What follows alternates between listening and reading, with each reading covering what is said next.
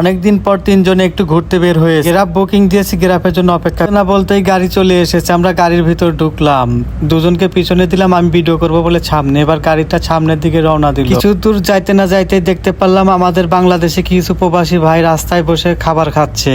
শরীফুল আর নাজমুল দুজনে ধুমছে মোবাইলে reels video দেখছে। মালয়েশিয়ার রাস্তাগুলো অসাধারণ সুন্দর, চারিপাশে ওয়াও আর ওয়াও।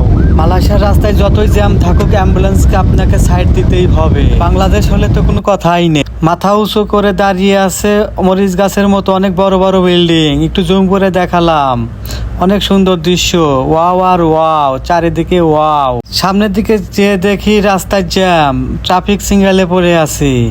এদিকে তাকিয়ে দেখি আবার ব্রিজের উপর দিয়ে মালয়েশিয়ার মেট্রো রেল যাচ্ছে।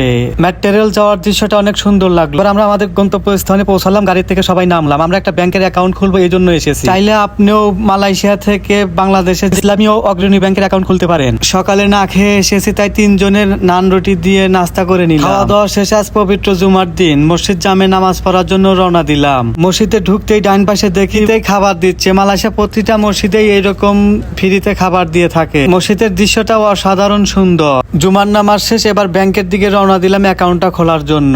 অ্যাকাউন্ট খোলার জন্য কি কি প্রয়োজনীয় কাগজপত্র লাগবে এই বিষয়ে তথ্য নিলাম।